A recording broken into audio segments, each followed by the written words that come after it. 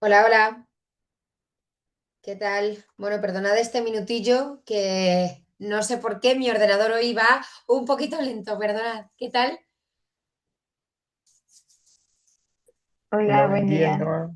Buenos días. Bueno, buen lunes. Espero que cojáis la semana con energía. Aquí en España ya, ya llevamos unas cuantas horas de lunes, pero bueno, los que estáis iniciando el día, pues nada, buenos días y buen lunes. Bien. Vamos a enfrentar la última clase, entre comillas, de la asignatura. ¿Vale? ¿Por qué digo esto? Pues lo digo porque, a ver que saque mi chuleta, como hicimos el otro día ajustes, no quiero equivocarme. Entonces, ¿qué vamos a hacer en las semanas que nos quedan? Bien, estamos en la semana 13 de 15 que tienen las asignaturas. Así que, semana 9 vamos a ver el tema 9. El tema 10, ya os dije que no iba a ser materia de examen porque es más a título informativo, ¿vale? Así que el tema 10, que es sobre la IA en la experiencia de cliente, que es algo que también además veis en otras asignaturas, lo vamos a dejar ahí como más información, más que temario, ¿vale? Entonces, en esta clase, que es semana 13, vamos a ver el tema 9, ¿vale? Luego, la semana que viene, semana 14, vamos a tener la clase de repaso, es decir, vamos a hacer un cierre, ¿vale? De la asignatura, repasando los conceptos más importantes de cada uno de los temas, repasando también la estructura del examen, resolviendo algunas dudas que podáis tener, ¿vale? Esa es un poco la idea de la semana que viene. Y luego, la semana siguiente, que ya es la última, ¿vale? Que este es el orden que invertimos, será la clase de resolución de la actividad 3, ¿vale? Así que realmente de trabajo nos queda poco, ¿vale? De contenido, mucho menos. De contenido, ya os digo que hoy es la última clase al uso, ¿vale? Donde vamos a ver, pues, un tema nuevo. Así que, si os parece, vamos a empezar con este tema 9 que a mí personalmente me encanta y que espero que a vosotros también, sobre neuromarketing. Voy a compartir y empezamos. A ver, que no sé por qué se queda blanco. Ya os digo, perdonad que hoy mi ordenador está un poco rebelde, está de lunes. No quiere trabajar hoy. A ver, está cargando. Vale. Pues venga, vamos a por este tema 9 de neuromarketing y conexión emocional. Vale, vamos a ver de qué habla esto. Esta es nuestra hoja de ruta de hoy, ¿vale? Del funcionamiento cerebral, sentimiento, emoción y respuestas, técnicas de medición de neuromarketing y la introducción a Behavioral Economics, ¿vale? Que es la parte, yo creo, más chula. Sobre el funcionamiento cerebral, fijaros, esto es una parte más teórica y más científica, ¿vale? Entonces, os dejo aquí un poco, entre comillas, deberes, ¿vale? Para que leáis de forma autónoma esta parte del tema. Realmente es una parte del tema, ya os digo, súper científica. Por tanto, no vamos a preguntar en el examen cómo funciona el cerebro, ¿vale? En el examen nos vais a encontrar esa pregunta. Así que simplemente para que veáis a nivel teórico, a nivel científico, cómo funciona nuestro cerebro, y en este caso, por tanto, el de nuestros consumidores, este apartado es el que dejamos ahí pendiente para quien le interese, ¿vale? Y nos vamos a centrar realmente en la parte de sentimiento, emoción y las respuestas de los consumidores a este despierte, ¿no? De las emociones que muchas veces perseguimos desde las marcas. Y por eso vamos a hablar de los sentidos, ¿vale? Sentidos que van a ser clave, un elemento hiper importante a la hora de construir experiencias en nuestros clientes.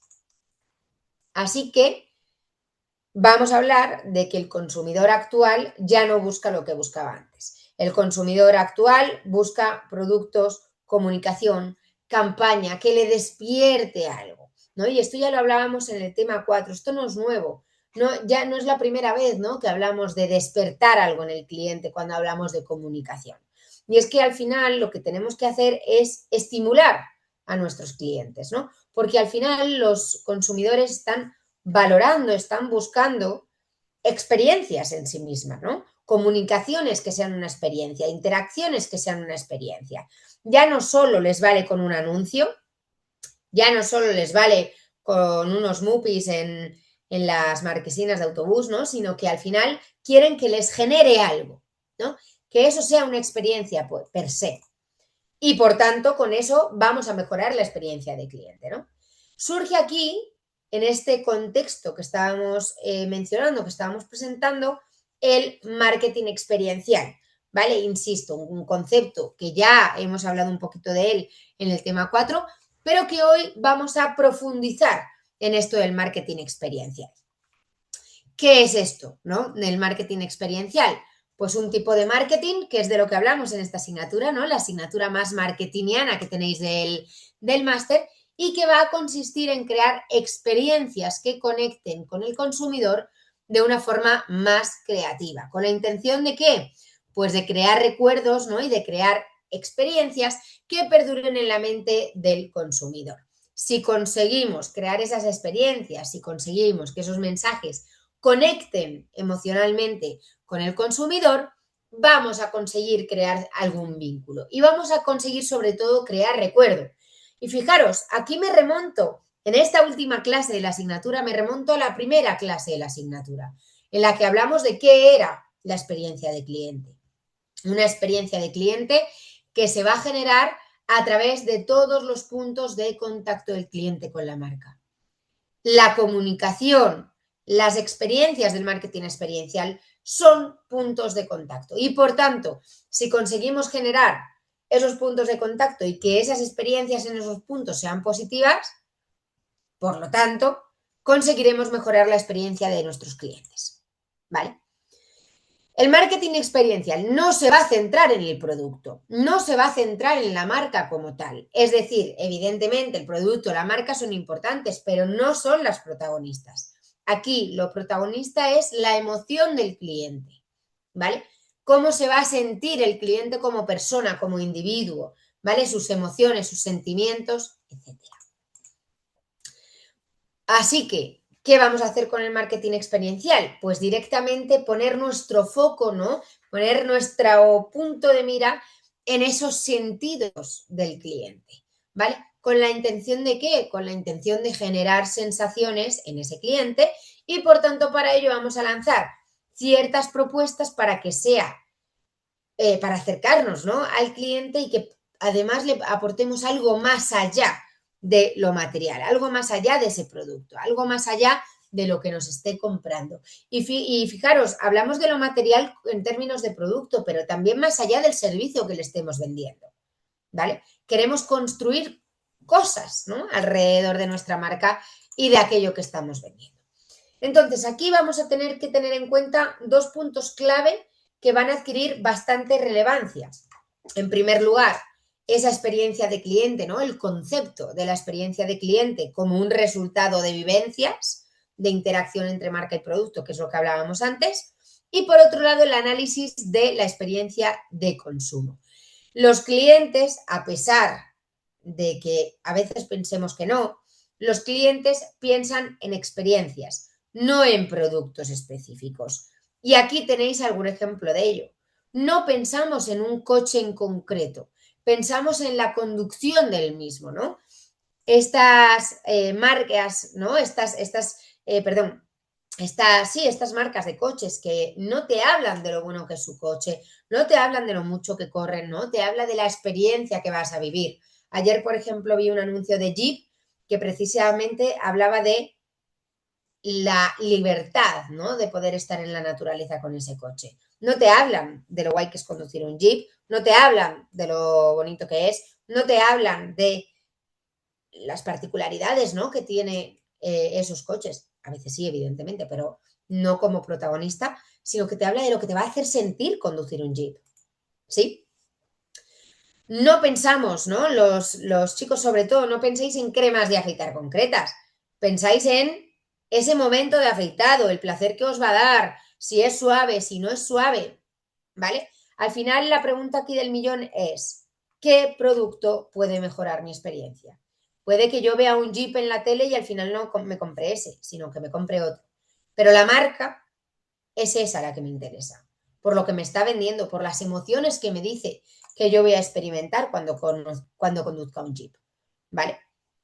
Entonces, en este contexto, vamos a identificar algunos factores que ayudan al proceso de la creación de Customer Experience, ¿vale? Esos factores que influyen o que ayudan en ese proceso de creación de Customer Experience a través del marketing experiencial es lo que llamamos módulos estratégicos experienciales, a modo de acortamiento, ¿no? Los SEM, Strategic Experiential Module, y que a su vez están formados por 5 tipos de experiencias. Vamos a hablar ahora tranquilamente de esto, porque hemos dicho que distinguimos 5 tipos diferentes de experiencias, que es lo que llamamos módulos estratégicos experienciales, ¿vale? Lo que llamamos SEM. 5 experiencias, 5 SEM, ¿vale? Esas experiencias las vamos a implementar, las vamos a llevar a cabo a través de lo que llamamos expros, proveedores de experiencias. ¿Qué es un proveedor de experiencia? Cualquier canal que nos permita trasladar esa experiencia a nuestro cliente. Vamos a explicarlo de otra manera. Tenemos 5 tipos de experiencias, lo que llamamos SEM, y tenemos diferentes canales para llevar a cabo estas experiencias. Esos canales que nos permiten conectar con el cliente, que nos permite implementar esa experiencia que queremos, es lo que llamamos los expros, ¿vale? Los proveedores de experiencias. ¿Qué son los expros? Las comunicaciones, la identidad de nuestra marca, tanto visual como verbal, el packaging, los medios que utilizamos, ¿vale? Al final, cualquier... me sale la palabra canal, pero quiero decir un sinónimo que no me sale, la tengo en la punta de la lengua. Cualquier plataforma, cualquier medio que nos permita, ¿vale? Poner en marcha esto que queremos. ¿Y cuáles son esos 5 SEM, esos 5 módulos? Estos que tenemos aquí, ¿vale? Las sensaciones, los sentimientos, los pensamientos, las actuaciones y las relaciones. Insisto, esto es un poco recordatorio del tema 4. Cómo podemos montar, ¿no? nuestras estrategias de marketing experiencial, pues a través de estos 5 módulos estratégicos experienciales, a través de estos 5 diferentes tipos de experiencia, ¿vale? Sensaciones, hablamos de los sentidos. Sentimientos, hablamos de estados de ánimo, de emociones, ¿vale? Pensamientos, hablamos de darle al coco, ¿no? Que nuestro cliente reflexione. Actuaciones, queremos que el cliente haga algo, ¿no? Mejorar su estilo de vida, que efectúe alguna tarea, que cambie una forma de ver algo o una forma de hacer las cosas, ¿vale?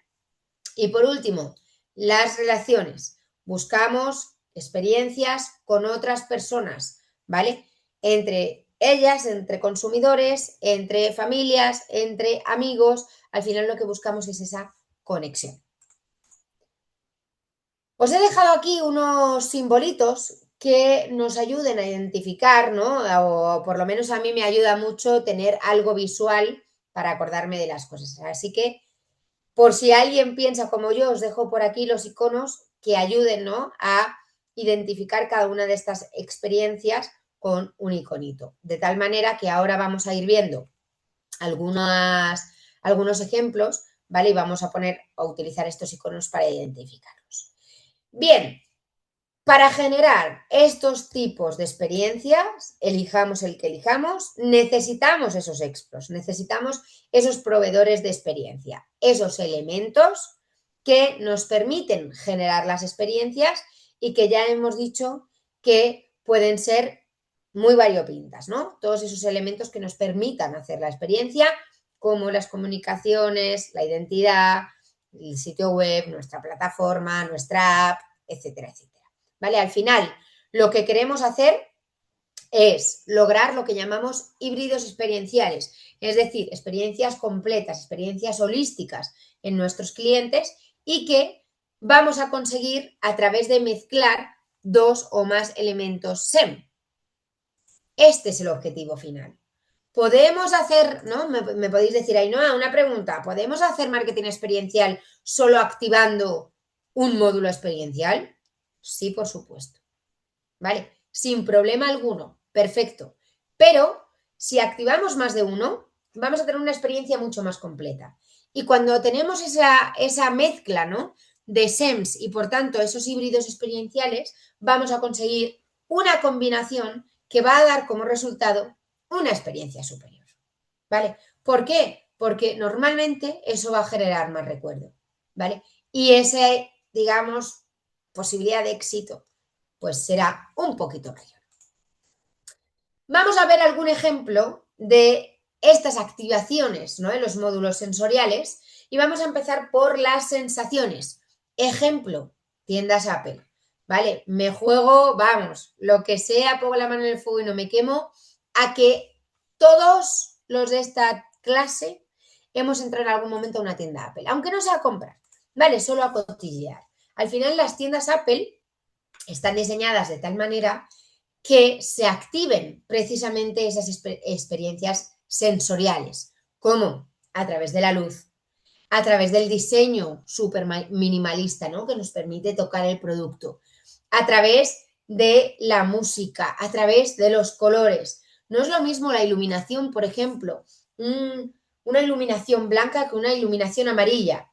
La amarilla es mucho más cálida, la blanca es mucho más tecnológica, ¿no?, que es precisamente lo que quiere dar a entender aquí Apple con esa luz tan blanca, ¿vale? Al final son elementos que lo que hacen es activar, ¿no?, en nosotros como consumidores. Dice Alba, esto pasa mucho en los restaurantes, totalmente, totalmente, en los restaurantes y también en los supermercados. La carne no es lo mismo iluminarla con una luz amarilla que con una luz blanca, ¿vale? El aspecto de la carne es diferente. En los restaurantes, dependiendo de lo que queremos conseguir en el cliente, ¿no? Solo el tono de música que ponemos, el tipo de música, ya no solo el volumen, ¿no?, sino el tipo de música, el tipo de luz. A veces en los restaurantes, sobre todo de lujo, lo que hacen, o los restaurantes un poco más, no de ir todos los días, ¿vale? Te ponen la luz en el centro de la mesa para que se te ilumine sobre todo la comida, para que se te ilumine sobre todo el plato. No estar tú iluminado, sino lo que te vas a comer, ¿no? Y al final eso hace que sea mucho más apetecible, que percibas mucho mejor qué te estás comiendo, que veas los detalles de ese emplatado, ¿no? Así que sí, totalmente, Alba, totalmente. En los restaurantes se utiliza bastante la iluminación, también el hilo musical para crear esas experiencias. Dime, Alba. Sí, que también se diferencia mucho entre los de comida rápida y los de la carta, porque en lo de comida rápida ellos ponen mucha iluminación y la ventilación, por ejemplo, el aire está muy frío para que tú no te acomodes tanto y tu paso por el local sea mucho más rápido, mientras que en los restaurantes donde son a la carta, la luz es más tenue, la temperatura es más cómoda, como tú dices, la música, para que tú te puedas acomodar y puedas tardar más tiempo y obviamente consumir más. Claro, para que te quedes y además te quedes a gusto, ¿no? Sí, No, no sabía lo del aire acondicionado, Alba, así que gracias por comentarlo. sí, sí, eso, mucha técnica de neuromarketing. Totalmente, es que es neuromarketing puro y duro, porque al final te voy cambiando, ¿no?, los elementos del local para así generar una respuesta en ti. En este caso te lo pongo, estoy fresquita, ¿no?, para que no te acomodes mucho y te vayas y me dejes la mesa libre para el siguiente que viene, ¿no? O sea, que Sí, por totalmente. eso McDonald's y esos lugares suelen ser como que muy, muy fríos y la silla y la mesa no tan cómodas. Total. Sobre todo algunas de estas que ni siquiera se pueden mover, ¿no? La mesa y las sillas están ancladas y ni siquiera puedes acercarte, ¿no?, a la mesa. O sea que sí, sí, sí, totalmente. Gracias, Alba, por comentar. Bien, otro ejemplo de sensaciones. Este ejemplo lo conocéis más precisamente por el case study que tuvimos, la sesión de case study que impartí. Os traigo este ejemplo de Imaginarium porque realmente lo explica muy bien, ¿vale? Al final, en este caso, el diseño de las tiendas, ¿no?, con esa doble puerta, una puerta grande para los adultos, una puerta pequeña para los niños, el color, ¿vale? El perfume de la tienda, el hecho de que los niños puedan tocar los juguetes para que los prueben, ¿vale? Al final todo eso, todos esos estímulos, ¿no?, todo ese compendio de elementos que estamos metiendo en el punto de venta hacen que se estimulen los sentidos y hacen, por tanto, que se mejore la experiencia. Una experiencia que estimula varios sentidos a la vez, no solo el tacto de tocar los juguetes, sino también el olor, porque las tiendas de Imaginarium tenían un olor característico, que además ese olor lo podías comprar.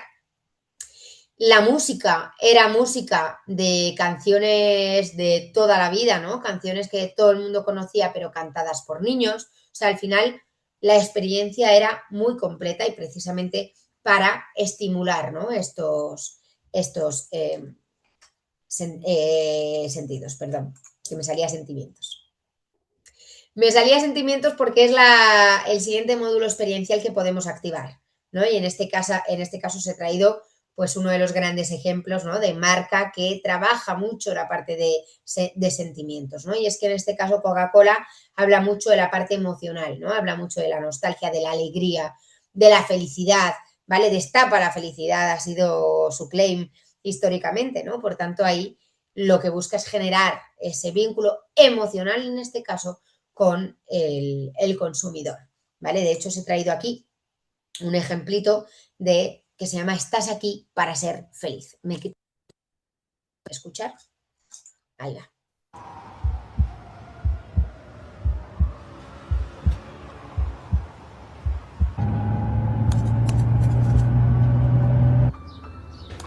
Hola, Aitana. Me llamo Josep Mascaró y tengo 102 años. Soy un suertudo. Suerte por haber nacido como tú. Por poder abrazar a mi mujer. Por haber conocido a mis amigos. Por haberme despedido de ellos. Por seguir aquí. Te preguntarás cuál es la razón de venir a conocerte hoy. Es que muchos te dirán que a quién se le ocurre llegar en los tiempos que corren, que hay crisis, que no se puede. Esto te hará fuerte. Yo viví momentos peores que este, pero al final de lo único que te vas a acordar es de las cosas buenas.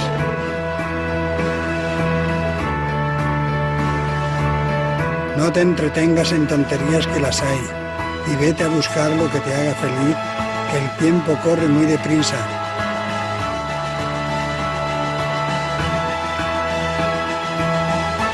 He vivido 102 años y te aseguro que lo único que no te va a gustar de la vida es que te va a parecer demasiado corta. Estás aquí para ser feliz. Estás aquí para ser feliz, ¿no? Vaya mensaje. Y te unen a la persona más mayor, ¿no? Que decían el hombre más viejo con el bebé más joven. Esto al final, sí, esa es la idea, ¿no, Rosibel? Esa carita de, qué pena, ¿no? Se me saltan las lágrimas. Es lo que busca al final Coca-Cola, ¿no? Ese mensaje emocional que nos transmita más allá de la pantalla, más allá de ver un anuncio que te diga Coca-Cola Light, qué rica y no engorda, ¿no?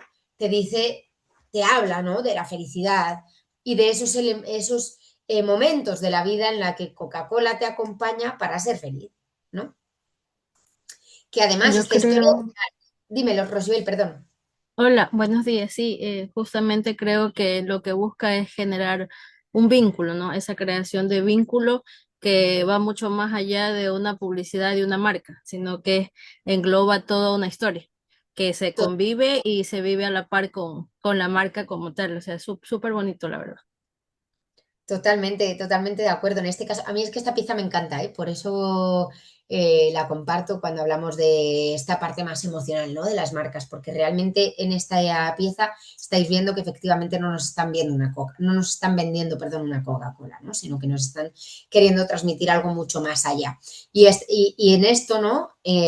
Lo ligo con esto que dice Astrid, de que al final cuando hablamos de utilizar, ¿no? Neuromarketing y esta parte de activación un poco más emocional, no solo se trata de generar sensaciones, sino que dice, hacen que la marca se posicione en la mente del consumidor con colores, sonidos, aromas, formas 100%. ¿Vale? Aquí, por ejemplo, en España hay una tienda que se llama Stradivarius, que es del grupo Inditex, no sé si todos lo conocéis, pero solo el olor, ya cuando te estás acercando a la tienda, ya sabes que estás cerca solo por el olor que viene. ¿vale? Las formas, las dos puertas de Imaginarium, el sonido, ese ambiente, ¿no? Ese ambiente musical, al final todo esto influye, evidentemente, y los colores muchísimo más, ¿no? Al final las marcas cuando se construyen digamos, su parte más visual, los colores son fundamentales, los colores corporativos, ¿vale? Dice Rosibel que en Ecuador hay. Pues si vas alguna vez, si pasas cerca, efectivamente, fijaros, ¿vale? Solo en el olor, que además lo tienen patentado, ese olor solo es de Stradivarius, solo lo pueden tener ellos. Precisamente para generar esto, ¿no? Que te acuerdes de solo esta marca cuando lo huelas. Más ejemplos, en este caso os lo traigo de Chile, ¿vale? Esto es una campaña de Chile por el Día de la Madre. Fijaros, dice, antes de Starbucks, a ella ya le encantaba llamarte por tu nombre. Antes de Starbucks, ella ya te preparaba el desayuno con cariño. Antes de Starbucks, ya había una barista que se sabía tu pedido favorito. Piezas que conectan, ¿no?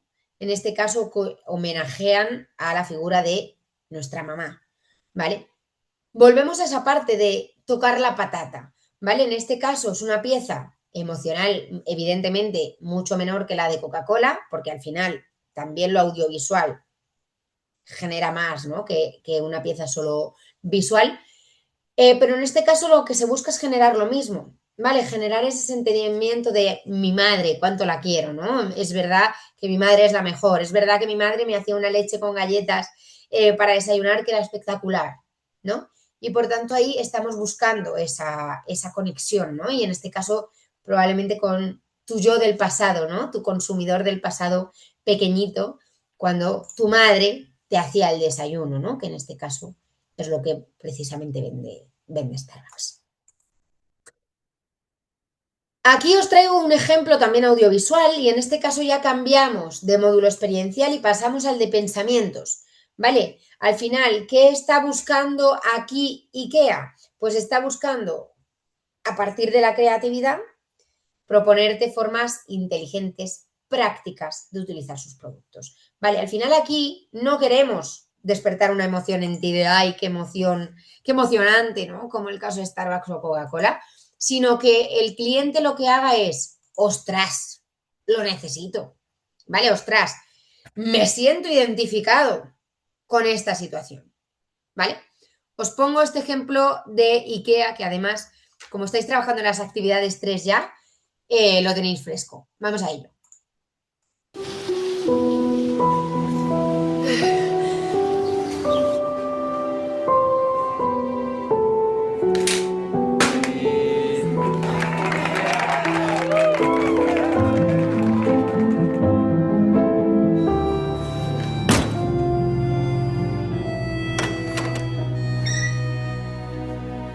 ¿Juan? Lo encontré. Lo encontré.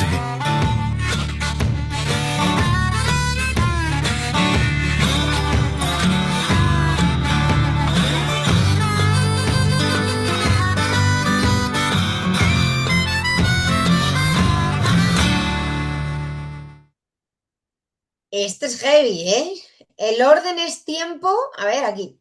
El orden es tiempo, el tiempo es vida, ¿no? Y te dicen, pasamos más de, a ver, ¿cuántas horas? 5.000, ¿no? Ponía por aquí.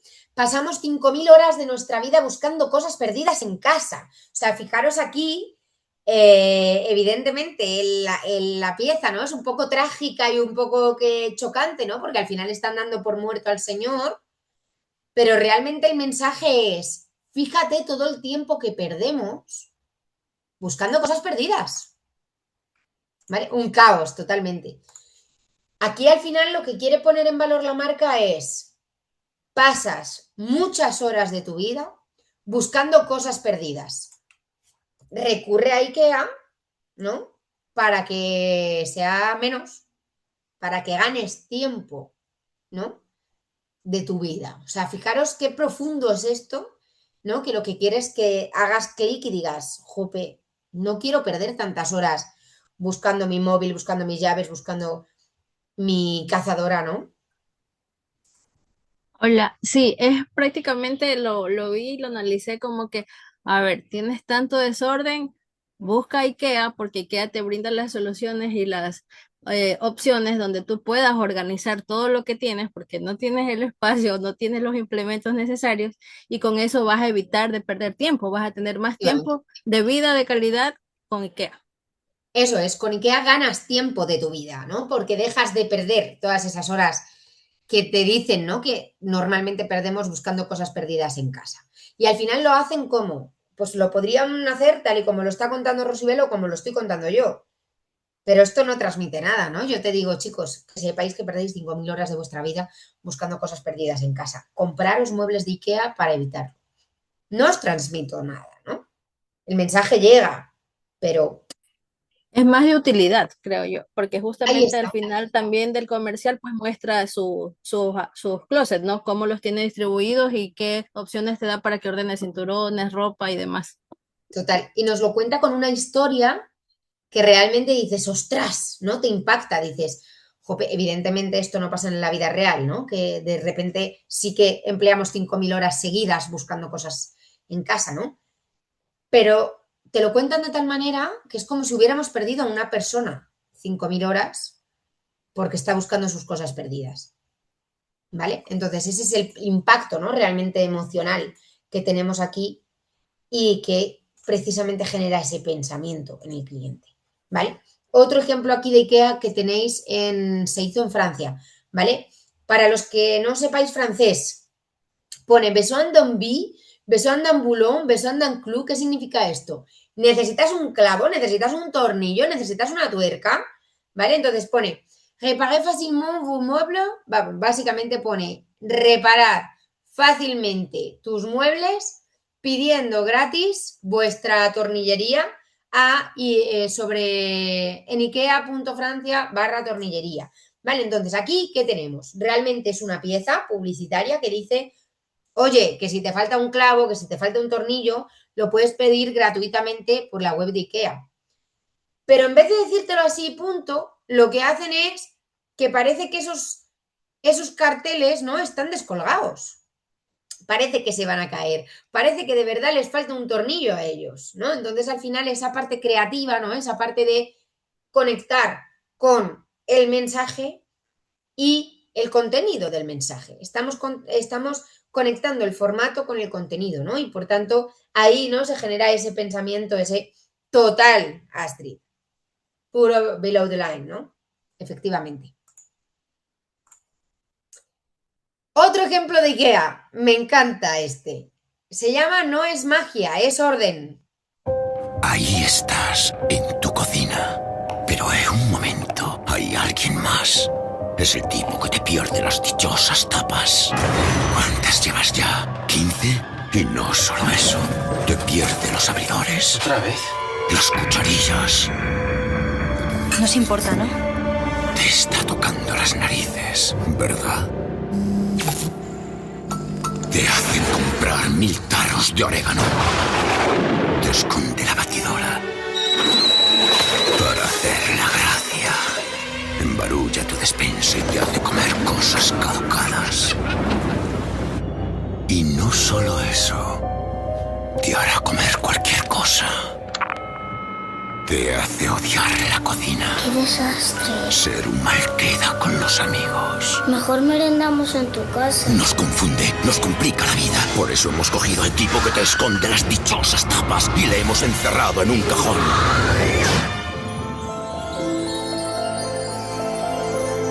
No es magia, es orden.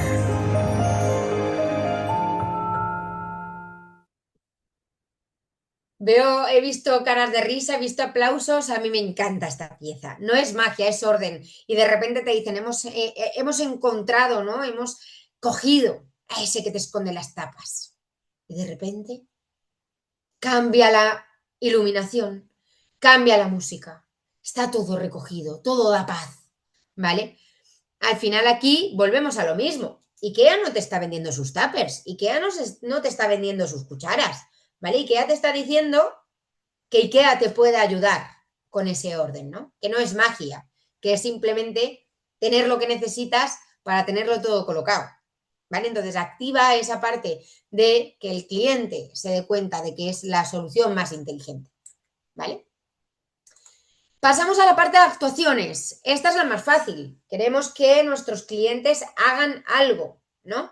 Estamos moviéndoles o intentando que se comporten de una manera diferente, que hagan algo que queremos, que se apunten a no sé qué, que cambien su leche por bebida vegetal porque es más sano, ¿vale?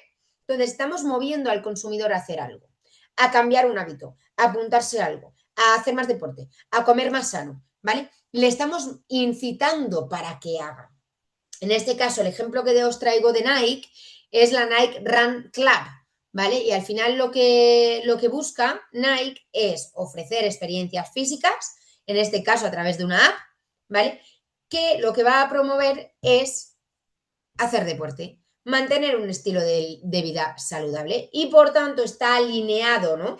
Los productos que vende con esa parte de actuaciones que está buscando en sus clientes. No quiere que sus clientes corran para vender más zapatillas, ojo, ¿vale? Nike quiere que sus clientes corran porque realmente va a ser mejor para ellos. Comer mejor, moverse un poco más, correr un poquito cada día, ¿vale?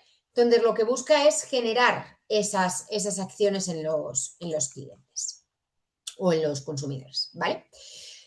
Y por último, la parte de relaciones. ¿Qué estamos buscando con las relaciones? Unir a la gente, ¿vale? Compartir, mezclarnos, ¿sí? Aquí os he traído una acción de Reino Unido de 2023 que me parece fantástica, ¿vale? Y lo que hicieron en Navidad era como un Papá Noel de Cadbury, que es una marca de tabletas de chocolate, ¿vale? Entonces, con esta acción, ¿qué podían hacer los consumidores? Pues podían enviar, digamos, en secreto una tableta de chocolate Cadbury a esa persona que querían, ¿no? Esa persona especial en la que pensaban y simplemente lo podían hacer escaneando un QR que se iban a encontrar, pues, normalmente en marquesinas de autobús en Reino Unido. Entonces escaneaban el QR y escaneando el QR directamente ponían los datos de la persona a la que querían enviar la tableta y les llegaba, ¿vale? Aquí buscamos esa relación entre clientes. Lo mismo en 2025, también en Reino Unido y protagonista la misma marca, ¿vale? En este caso, ¿qué hicieron? La marca históricamente siempre ha trabajado desde esta parte relacional, ¿vale? De esta parte de compartir, de generar experiencias unidos, ¿no? De generar experiencias compartidas. En este caso, 2025, lo que propusieron fue una acción que se titulaba Made to Share, una edición limitada de estas tabletas de chocolate, que ya solo con el Made to Share, ¿no? Hecho para ser compartido, ya dice mucho. ¿Y en qué consistía esta acción? Pues utilizando precisamente el packaging, ¿vale? El packaging como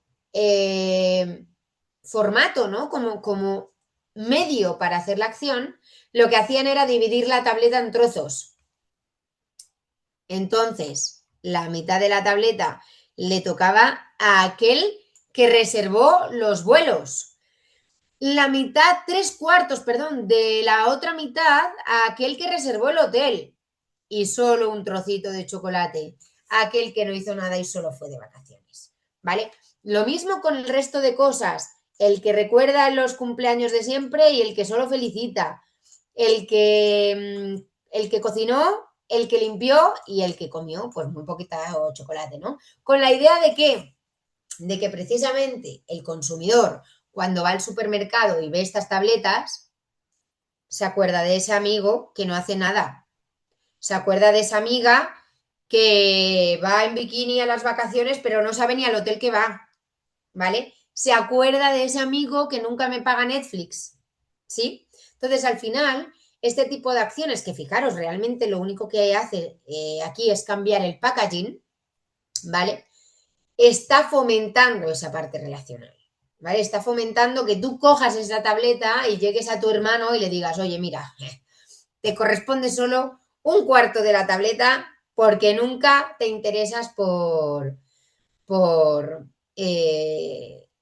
los cumpleaños de la familia, ¿no? O en los grupos, aquí ahora que estamos en la parte de académico, ¿no? Aquello que presenta las slides, el que toca, el que coge notas y el que simplemente pide los apuntes, ¿no? Pues al final lo que busca es esa, primero, verse ahí reflejado, ¿no? Que el cliente, el consumidor se vea reflejado y vea reflejada una situación de un día a día normal y corriente, una situación cotidiana. Y segundo, que ese reflejo se traslade en le voy a dar chocolate a esta persona que me ha acordado de ella. ¿Vale? A mí estas iniciativas de Cadbury sinceramente me encantan. Esta en particular, o sea, esta me parece de ser un súper genio, porque realmente la inversión es mínima y trae un retorno bastante interesante. ¿Vale? Pero fijaros, por retomar, hemos hablado de que el objetivo final, cuando hablamos de neuromarketing, era conseguir híbridos experienciales. Híbridos experienciales que hablamos de mezclar dos o más de estos elementos, dos o más de estos módulos estratégicos, ¿no? Entonces aquí os he traído algún ejemplo, por ejemplo, valga la redundancia de IKEA, en el que mezclan tanto pensamientos como sensaciones, ¿vale? Aquí hablamos de una experiencia inmersiva en la que IKEA invitó a todos los visitantes a explorar diferentes habitaciones diseñadas, pues una para mejorar la calidad del, eran todas para mejorar la calidad del sueño, pero una hablaba de temperatura, otra hablaba de iluminación, otra hablaba de la parte musical, ¿vale? Entonces en las diferentes salas se activaba lo diré, un sentido diferente, ¿vale? Precisamente para activar, ¿no? Toda esa experiencia sensorial múltiple y que el cliente terminara por deducir que es la mejor idea montar tu habitación con IKEA, ¿vale? Esto es una iniciativa de Nueva York en 2024. Bien, vamos a avanzar, mejor dicho, con el tema. Vamos a hablar de técnicas de medición de neuromarketing. Os voy a dejar junto a este PPT un PPT aparte en el que se desarrolla un caso práctico, ¿vale? Sobre técnicas de medición en neuromarketing para que lo tengáis, digamos, como complemento, ¿vale? Porque aquí realmente lo que vamos a hablar ahora es de qué es esto del neuromarketing. Hemos hablado del marketing experiencial, pero el neuromarketing, ¿qué es como tal? ¿Vale? Pues el neuromarketing realmente hablamos de ciencia, ¿vale? Es una disciplina dentro del marketing que está en desarrollo, que está en evolución permanente precisamente por su carácter científico, ¿vale? Y que realmente lo que busca es que apliquemos, ¿no? La ciencia al marketing, que apliquemos pues esa parte, ¿no? De conocimiento o de estudio del consumidor para entender las decisiones de compra que tiene, las preferencias, la conducta que va a tener nuestro consumidor y por tanto es ni más ni menos que una nueva forma de conocer al consumidor, una nueva forma científica de conocerle. Las técnicas de neuromarketing, por tanto, nos van a ayudar a estudiar y a entender los efectos que tienen determinados estímulos en el cerebro y sobre todo cómo eso se relaciona con la conducta de nuestros clientes, ¿vale?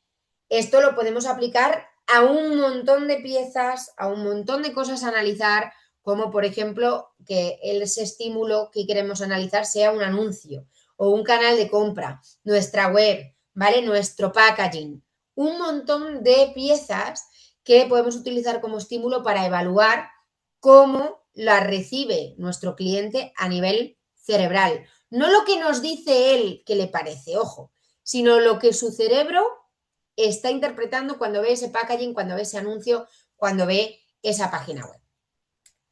Y es que la realidad es que todo influye en esa tarea, ¿no? de lograr que el cliente tenga una experiencia memorable, ¿vale? Entonces es importante que tengamos en cuenta que todas esas pequeñas decisiones que vayamos a tomar influyen en esa experiencia. ¿Qué técnicas tenemos para poder hacerlo? La primera, el eye tracking. Y aquí no me voy a parar, porque el otro día en la presentación de la actividad 3 ya hablamos de ello, ¿no? De esta tecnología que va a medir los movimientos oculares del usuario cuando éste observa un estímulo. Hablamos del eye tracking, hablamos del experimento, ¿no? De los bebés, del resultado del bebé, de esas rutas visuales también y, por supuesto, de las áreas de interés, ¿no? Al final, aquí no me enrollo más porque ya hablamos de todo esto, vimos el ejemplo de Tropicana, vimos este ejemplo, ¿no? De que al final esto no son matemáticas, sino que dependiendo de lo que queramos conseguir, nos valdrá mejor una composición que otra, etcétera, etcétera. Dicho esto, existen más técnicas de neuromarketing, no solo la de eye tracking que vimos el otro día, sino que tenemos más, como por ejemplo la resonancia magnética funcional.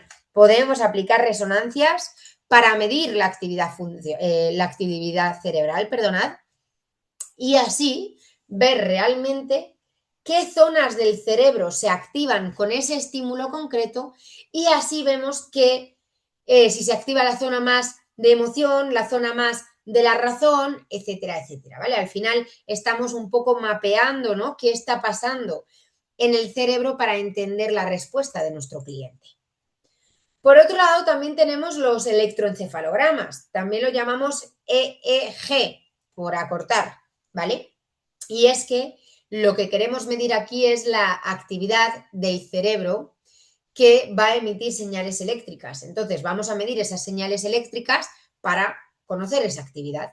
Realmente aquí lo que registramos es la actividad del cerebro y es bastante accesible porque lo hacemos con esos casquitos que tiene sensores y vemos también de nuevo lo que se va activando a nivel cerebral y que lo vamos a unir con esas actuaciones, ¿no? Esas cosas que hace el cliente. Más técnicas, GSR. Aquí lo que realmente vamos a estudiar es la parte de sudoración, ¿vale?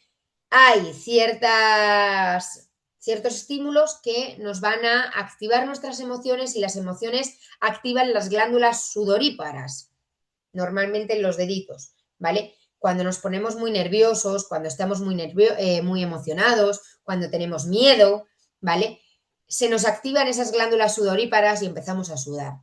Esta técnica, el hándicap, es que simplemente identifica que hay una emoción, pero no sabemos qué tipo de emoción hay.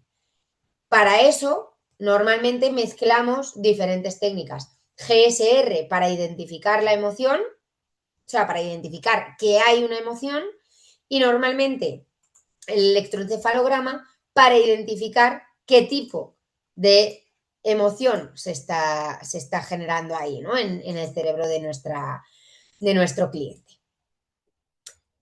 Y ya por último, vamos a la parte de la introducción a Behavioral Economics, que tiene que ver con todo esto que hemos hablado y que tiene que ver con una cosa que ya ha salido, que es precisamente lo que hablábamos o lo que ha expuesto Alba, de poner el aire más frío, de poner la iluminación más blanca o más amarilla, ¿vale? Y esto es de lo que vamos a hablar ahora, precisamente de esas decisiones que van a dirigir las decisiones del consumidor, ¿vale?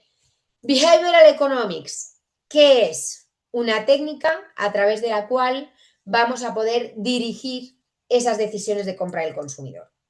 Hablamos de una disciplina científica que va a mezclar nuestra parte más económica, más marketingiana, con la psicología, ¿vale?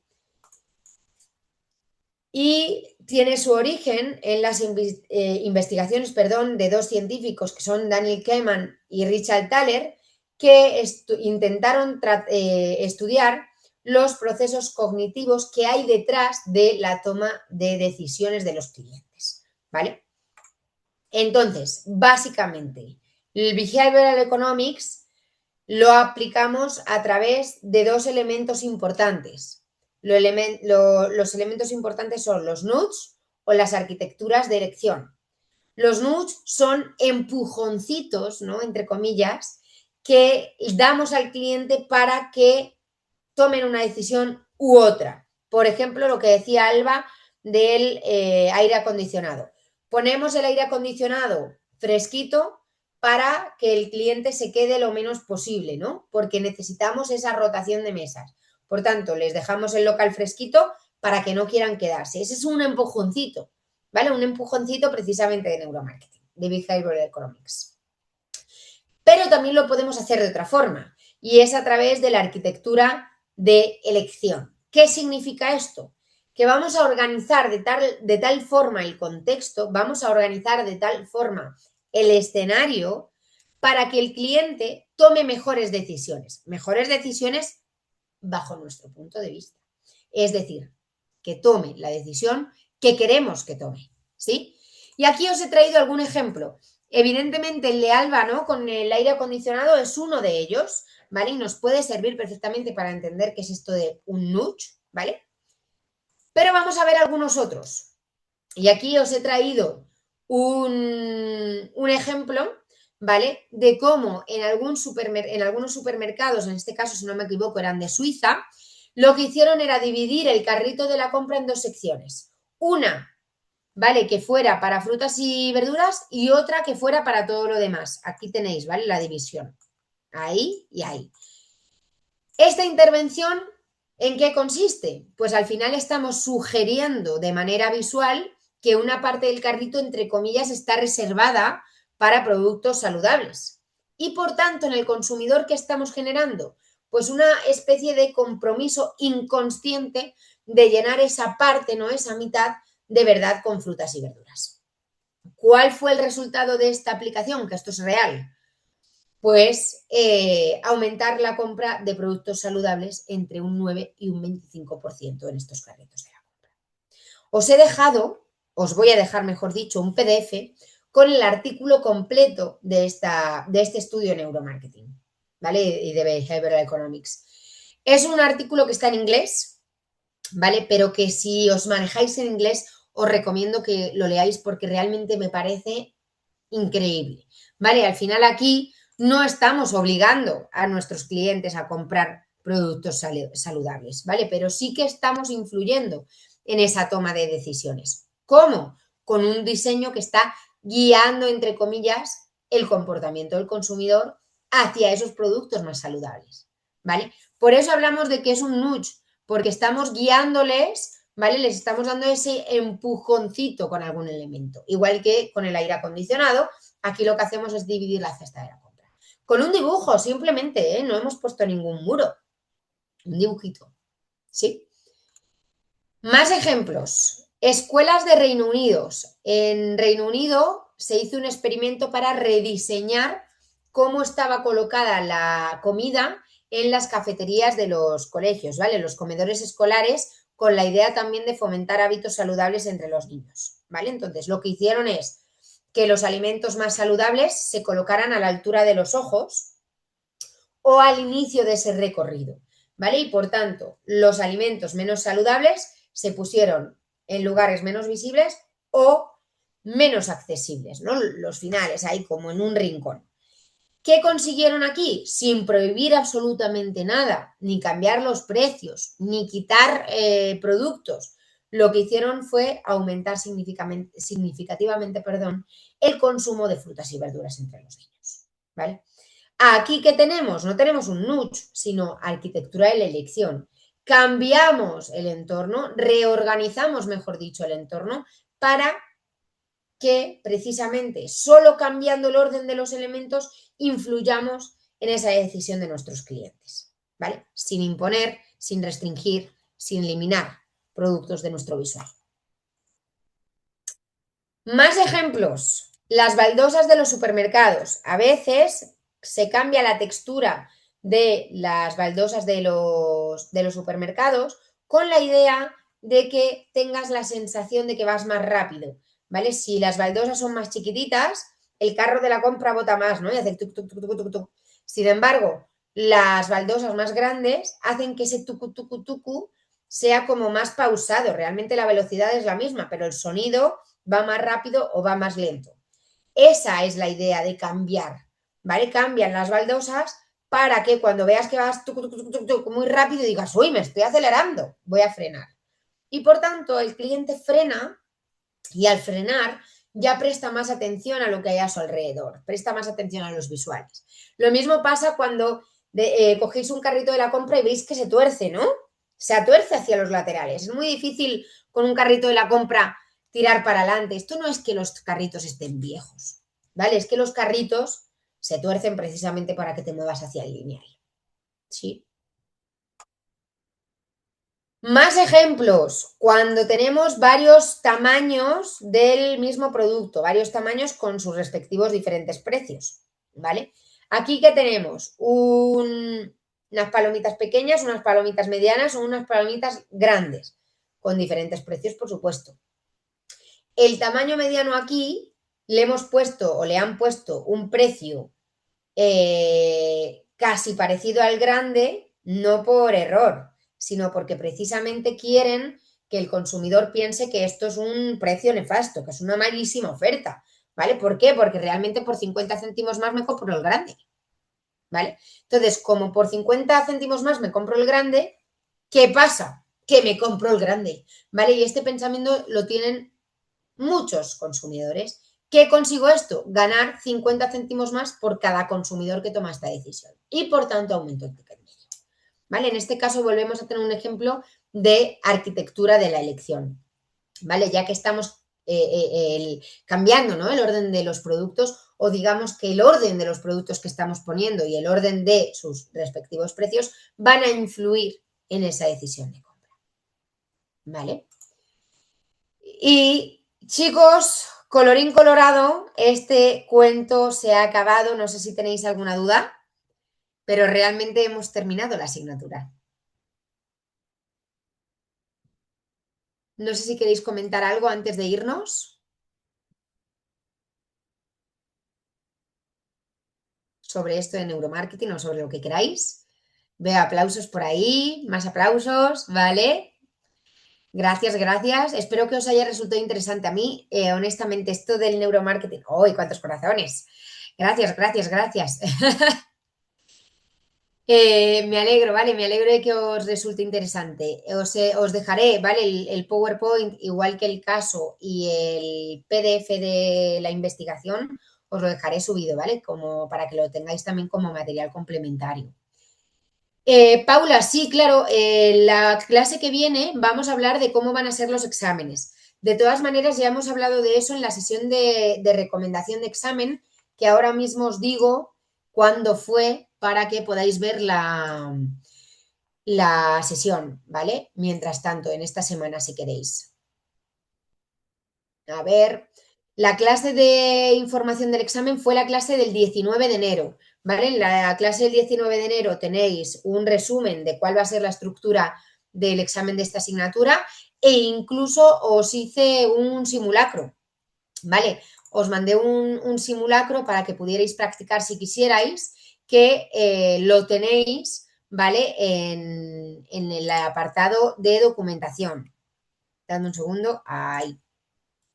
¿Vale? En el apartado de documentación tenéis por aquí el simulacro en Word para que podáis hacer, valga la redundancia, un examen vosotros en casa tipo simulacro, y también tenéis abajo justo el PDF del examen, ¿vale? De esa sesión del día 19 de enero. Y ahí tenéis la estructura que vamos a seguir en el examen de esta asignatura. De todas maneras, insisto, la clase que viene, que es la clase de repaso, haremos un recordatorio de cuál es la estructura que os vais a encontrar y también haremos un repaso sobre los diferentes contenidos, que ahora sí que sí los hemos terminado. Ya a partir de ahora no vamos a ver ningún contenido nuevo que entre en el examen. Dime, Rosibel. Hola, Ina. Una consulta Vale. sobre la clase de ahora. Ahora último topamos el tema de lo que es la estructura, ¿verdad? ¿Esto también va de la mano con lo que es el trade marketing o no? Por supuesto que va de la mano, porque al final ¿Verdad? trade marketing son todas esas acciones, ¿no?, que ponemos en marcha en el punto de venta. Así que evidentemente todas las, digamos, decisiones de neuromarketing o de behavioral economics que tengan que ver con el punto de venta están ligadas con el trade marketing. No sé si me he explicado.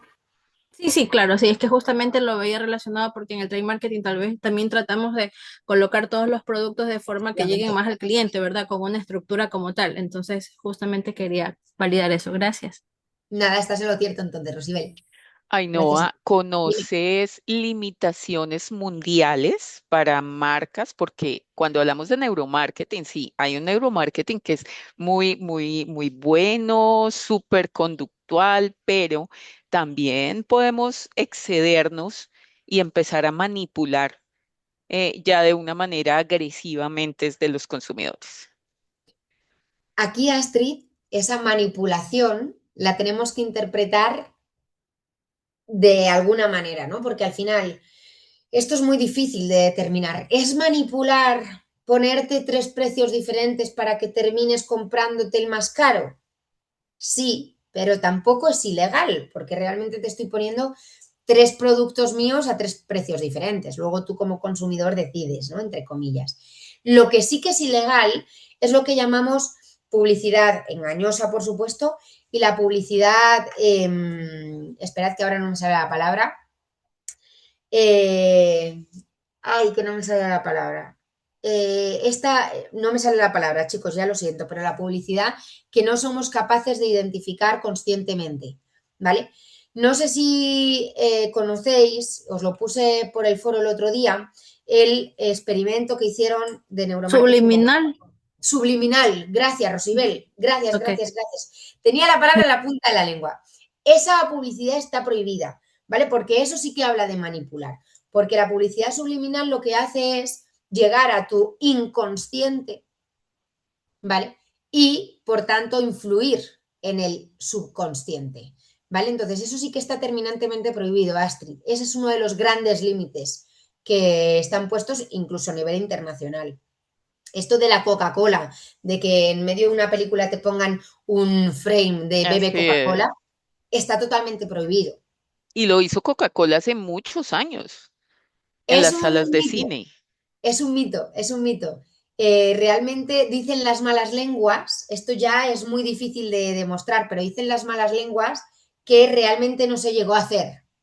Puede que se hiciera, pero la teoría oficial es que nunca se hizo y que solo era un caso como entre comillas, imaginario, ¿no? Que lo que realmente querían hacer y lo que realmente querían conseguir.